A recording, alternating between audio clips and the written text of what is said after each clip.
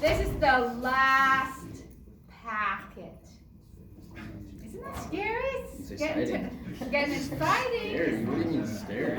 Scary. Scary. That's good. I feel like we That have a means- lot to do.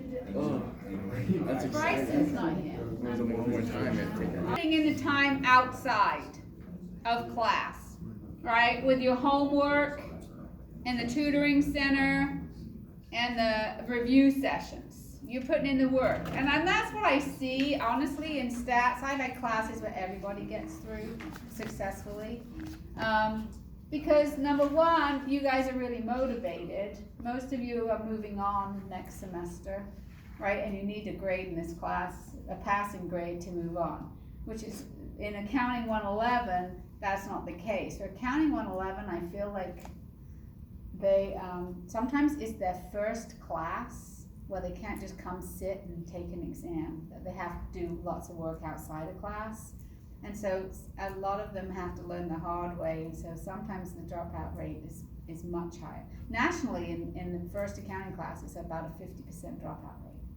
In our classes, because we have the tutoring center and all that support, but it can be 30 to 40% in the intro, until students realize, you know, I can't just go sit in class and that's not enough. You know, you can't just watch it. So you guys are doing awesome. All right, so you have your next packet. Your next packet has the formula sheet on the front. Probably might look a little scary right now. Should we hold on to our other packet, our business statistics packet with the You numbers? still need that. You still need your tables. Okay, you need your tables until the end of the semester now. And so in this chapter, okay, we are, in this section, we are doing chapters 9 and 10, 14 and 19. Okay, so 9 and 10 are still building on what you already know, and then 14 and 19 are a break.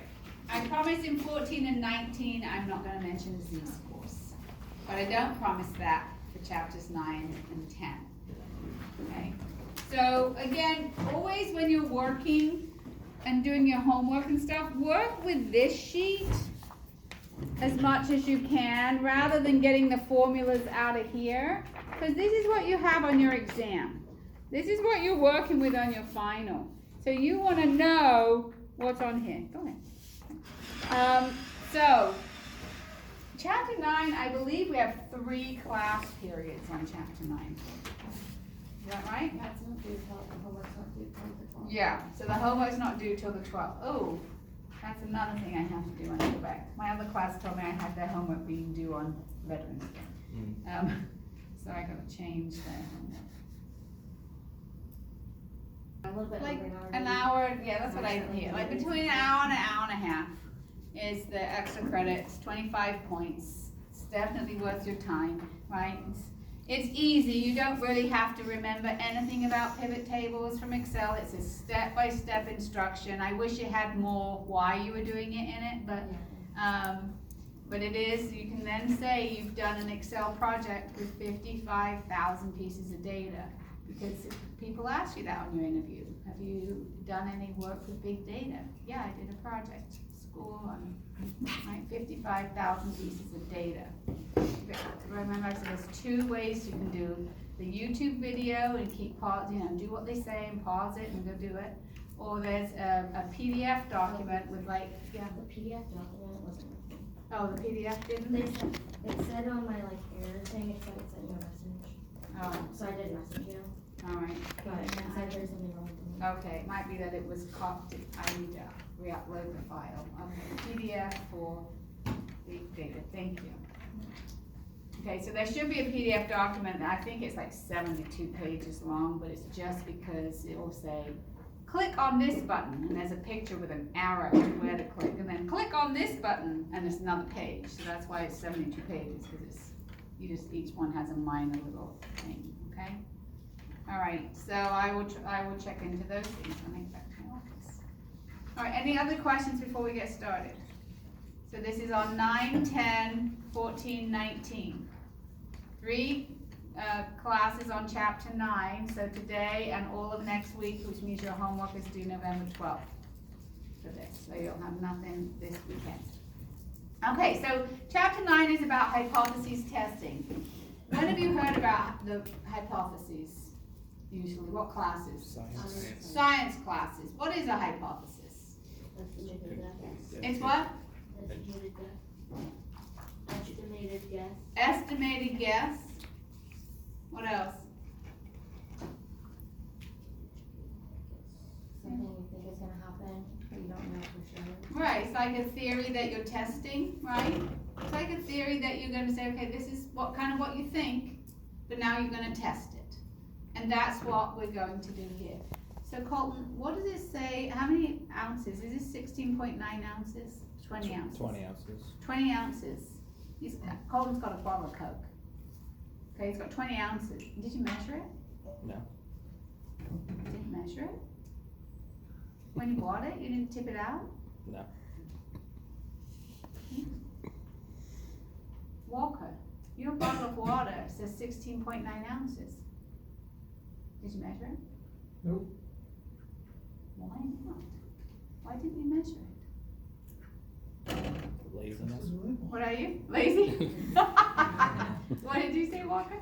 Trusted the label. Oh my God. Didn't we learn in the 2000s with all those accounting scandals that we don't trust anybody? Haven't we learned that? Big business is in it for the money that they get, aren't they? Well, we don't trust them. You're nuts. If they gave you 16.8 ounces, would you notice? If they gave you 19.9 ounces, they wouldn't notice? What about, I filled up with gas on my way to work today. I didn't even see the gas. Like here you could see, right? Like if you got it and the water was halfway down, you'd notice. When you have your Coke, have you ever got a bag of chips and there's like 3 chips in the bottom and you think, oh my gosh, right? You're like, how did this get through? So it's got nothing in it. What about my gas that I bought today? You should know how much your tank holds and the efficiency. Well, I can kind of estimate. Okay, I was about a quarter a tank. My tank holds 24 gallons, so I should buy about 18 gallons. But if it says it gave me 18 gallons and it kind of went up to the F, but they only gave me 17.8 gallons, would I notice? I wouldn't know. I don't like tip it out either. By the way, I don't measure my water or my soda. I don't do that either. Not because I trust them though. That is definitely not why I don't measure it. Why don't I measure it? I accept the world is just crappy. No. Don't care. Oh, I could.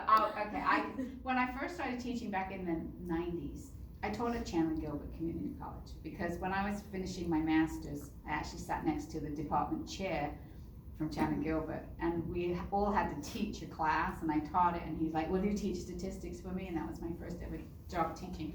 And I used to take them candy bars. I used to teach at night because I had little kids. And I used to teach at night, and I'd know how many are in the class, so I'd usually pick like a fun-sized candy bar. It was really little at the time. I think what's the administration building now used to be the whole campus. And so there was no big vending machines and stuff, so I'd bring candy. And I'd bring, okay, there's 24 people in this class, and so I'd make sure I have enough candy, and then I'd give it out at the break. And one class, I took them Three Musketeers. Anyway, I was handing them out, and I was like on the second to back row, and I was out of candy. And it said, my thing said I was supposed to have 26, and I had like 25 students, and I had like 20 pieces of candy. That's weird. I'm sorry, I ran out.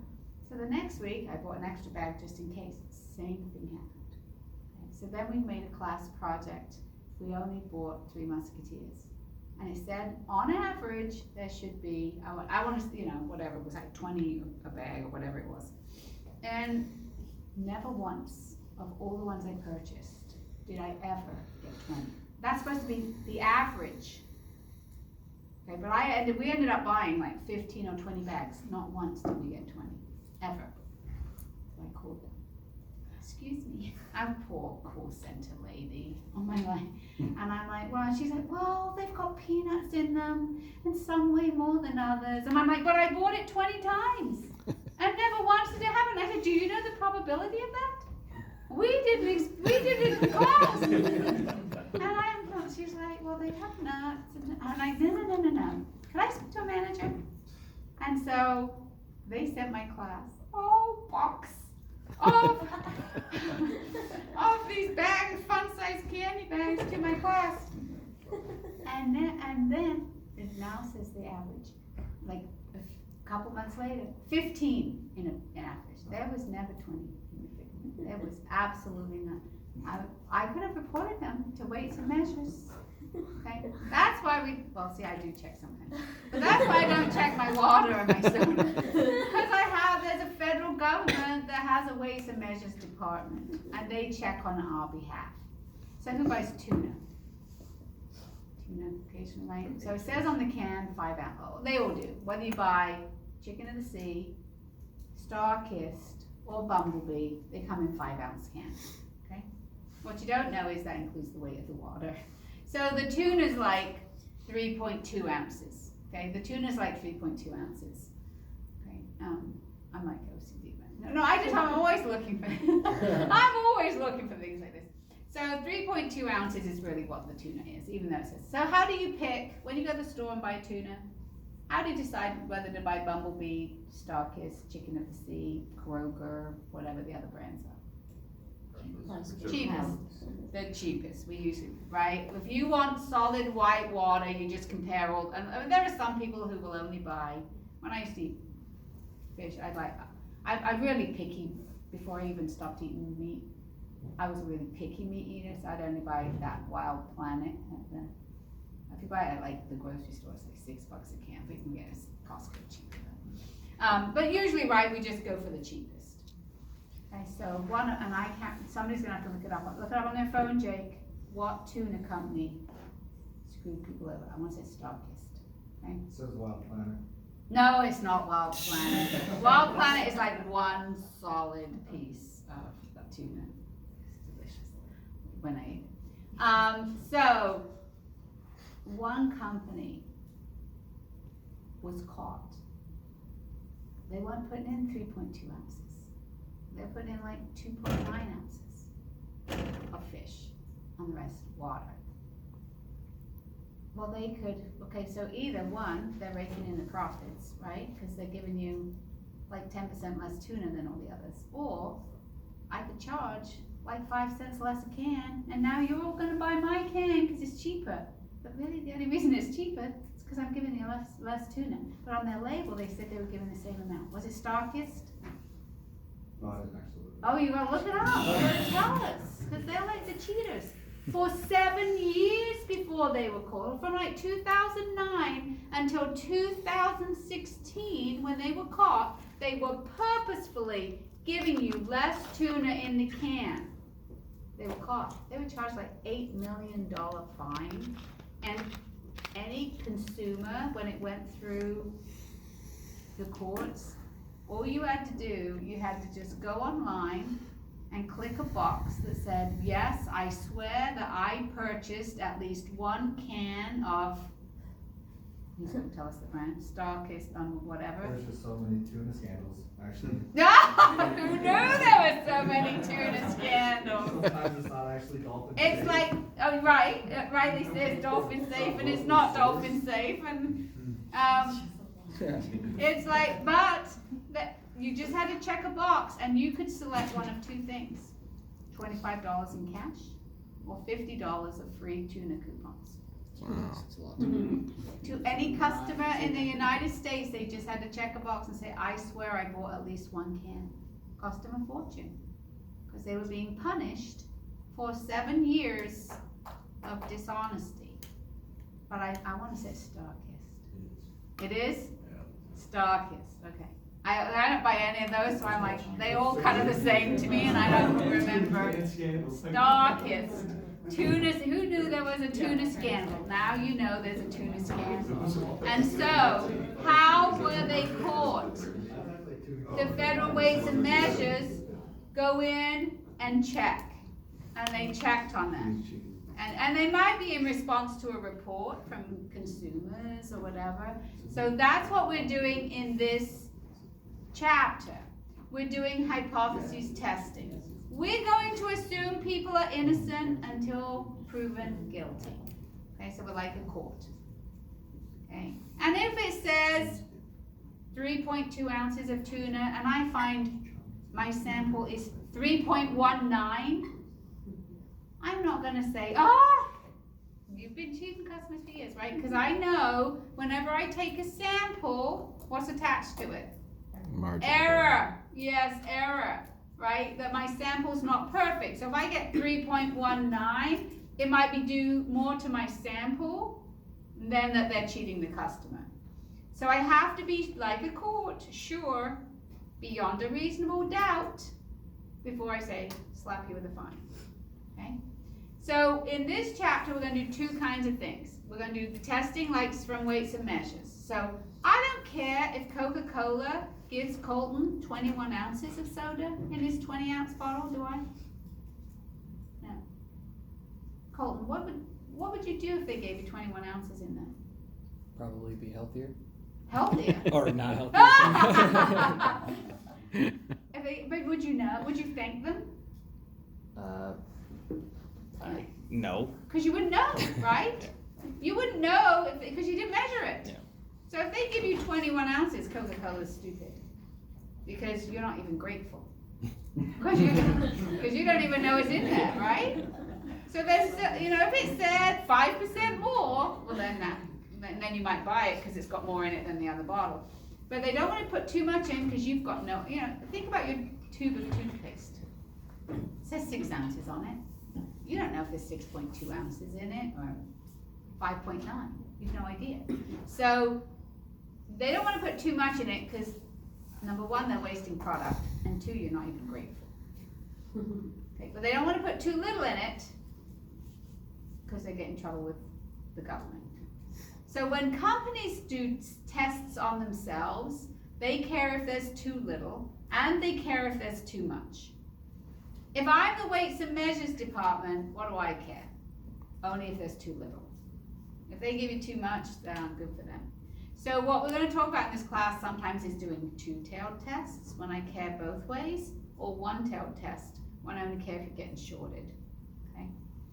All right. So in chapter, it says building on 7 and 8, right? Sampling distributions. We had talked about point estimates, and we talked about interval estimates. And so it's building on that. It's still got my same proofs for a bell-shaped curve. So for a mean, that is the underlying population is bell-shaped and sigma's given, n is greater than or equal to 30 and sigma's given, or n is more than 100.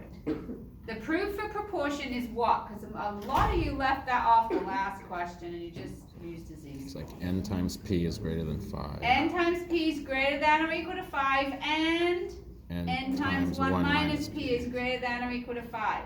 Okay, so you still have to prove that.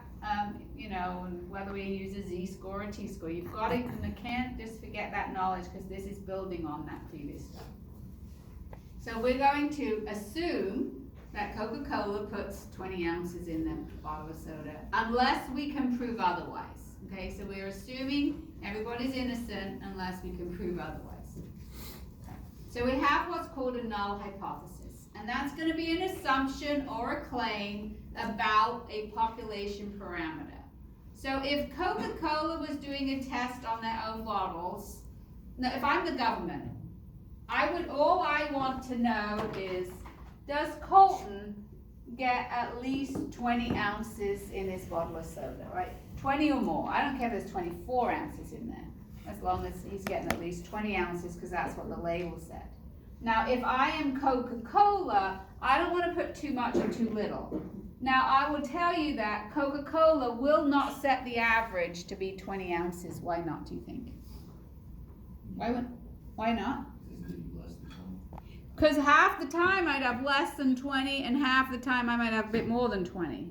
But I don't want to have half my bottles underfilled. I will be in trouble with the government. So even though it says 20 ounces, they've probably set their average to be like, 20.06. right? Something so that maybe only 5% of them are underfilled, right? So they set a mean. So Coca-Cola, if they want to see, if they care if it's too low or too high, they want to test both ends, right? They want to test that it is 20.06. And they care if it's too short or if it's too high.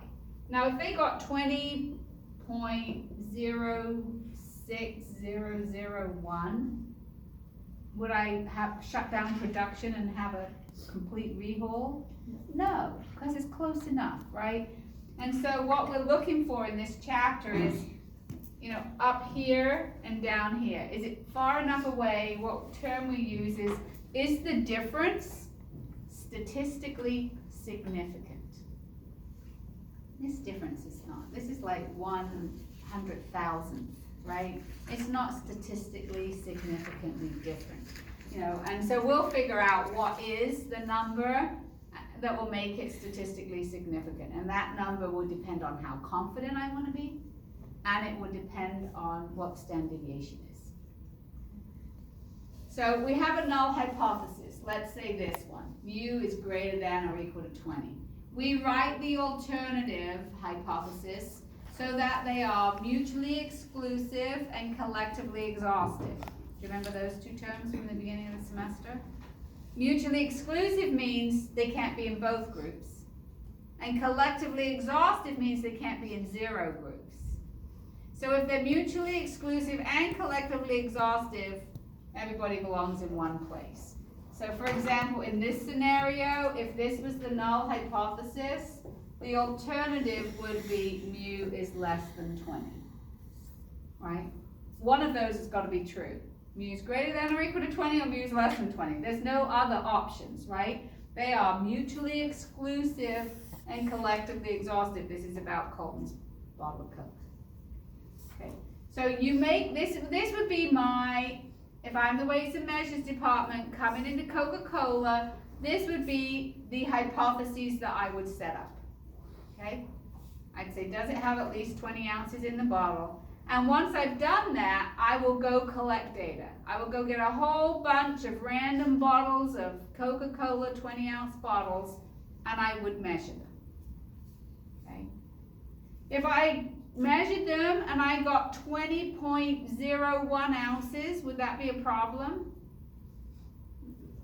No, it's not a problem, right? Because they said there's at least 20 ounces in there. I got 20.01, I'm like, you're good to go. You are fine. What if I got 19.998? Still good. Probably close enough. So that's when I'm like, looks like you're shorting them. But I don't have enough evidence beyond a reasonable doubt, right? It's probably close enough. Maybe I'll keep you on my radar. Keep my eye on you. Come back next month and check you again, okay? But if I consistently get something a little bit below, then it might be a problem. You know, because if that's just kind of random, sometimes I should get above, sometimes I should get below, but if I always get below, it's a problem. What if I got 18.6 ounces as the mean? Not just one bottle, like I took a group of 100 bottles, and on average they had 18.6 ounces. Now I've probably got a problem, don't I? That's probably down in what I call my rejection zone, because I would be sure beyond a reasonable doubt, because that difference would be statistically significant enough for me to slap you with a fine. Okay, and give something to all your customers who, once I got something from Costco, this was a few years ago. I used to buy these nuts and they were called extra fancy something. I don't know if they were Walmart, I forget even what they were. And they're extra fancy because they're supposed to be whole, you know, they're not pieces, and they're a certain size, and maybe they were extra large. Anyway, I got a thing in the mail to go get a free new one. Because they've been found that to be called extra fancy, they've got to be, I don't know, let's say an inch big. Maybe they were walnuts or something. But they'd been putting enough nuts in that weren't fancy. and they were fined. And I got a free, go get a free container of these walnuts for free. And so they knew who bought them, because it was, you know, through a club membership. And so they knew, and so I didn't even know there was a problem, yet alone apply for it. I just got sent it in the mail. I get, you know, get for being in trouble. All right, so then you gather some data, and you're gonna test your hypotheses, and you're gonna come to a conclusion. Do you believe the hypotheses or not, based on the collection of your data? Okay, so we're gonna start, and probably not today, but we're gonna start by doing means, okay? And then we're gonna do proportions. I like means better. When do I have to do proportions? Why do I have to do them? Qualitative. Yeah, if I got categorical or qualitative data, right? And I do means when? You have numbers. Yes, quantitative data, right? Okay, so we're gonna do means when we can use z-scores, and we're gonna do means when we use t-scores. So that's why we've got to remember those three. With proportions, we're only doing z-scores, because proportions are never matched with t-scores, right? So there's three different types of questions. As I was telling you, you know, like here, I might only care one way, right? If I'm the government, I might only care one way. If I'm the company, I might care both ways. So the one way I can care about the upside or the downside, or I can care about both sides. So there's three of these, and then there's three different kinds of tails. And then there's gonna be two different methods, okay? I'm doing multi-step experiment, do you notice? Statistics is life. So there's 18 different ways in this chapter that questions can be asked. And what I'm going to give you, probably toward the end of today, and the beginning of next class, is a 7-step process for you to follow every time in all those different ways, right? So I'm going to give you the scaffolding for you to use all the time, right, as you do all these different ones. All right, so let's look at this question.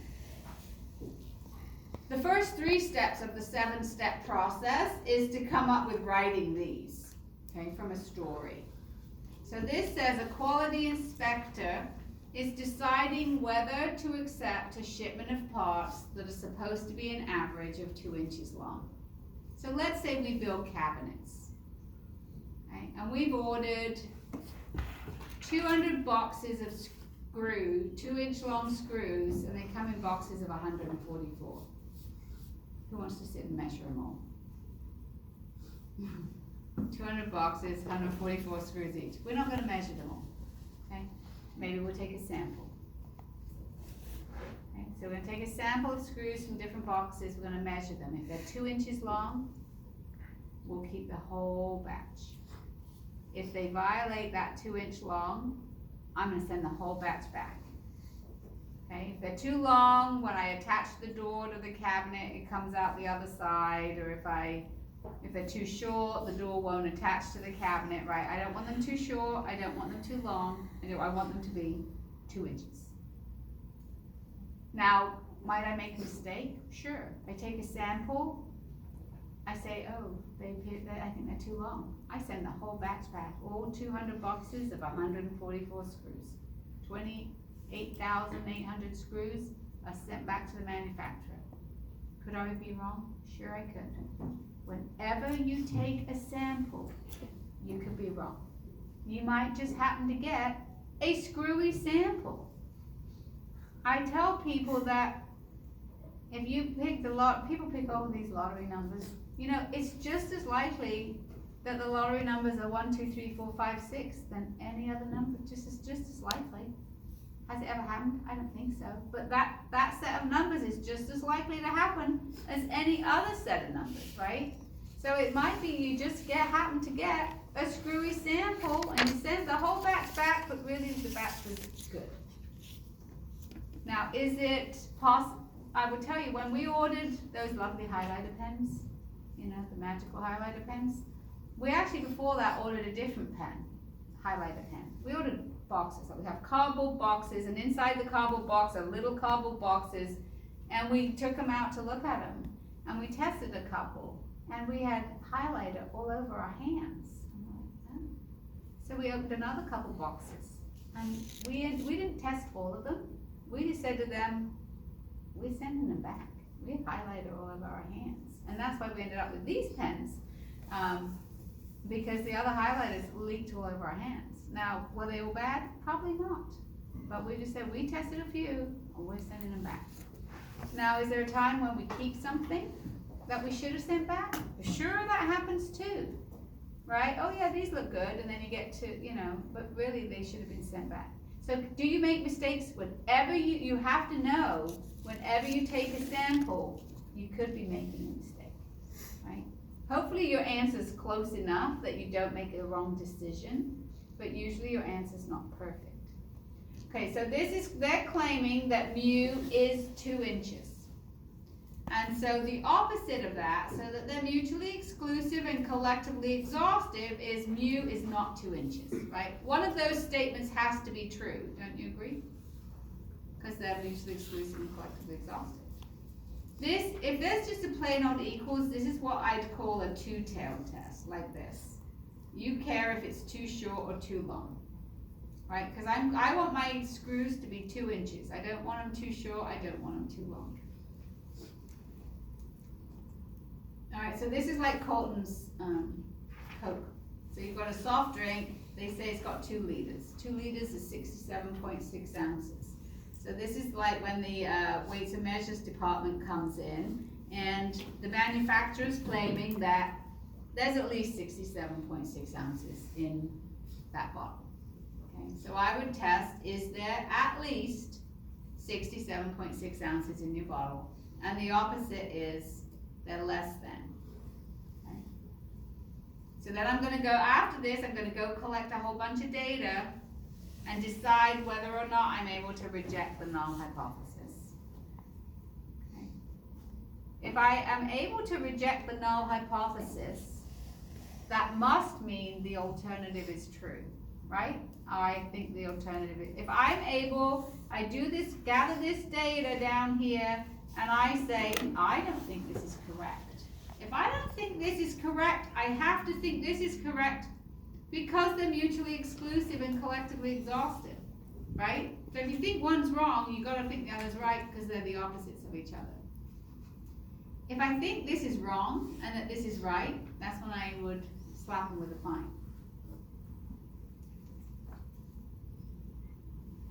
All right, so in this one, we would test, we wanted it to be 2 inches. In this one, we wanted to test and see if it has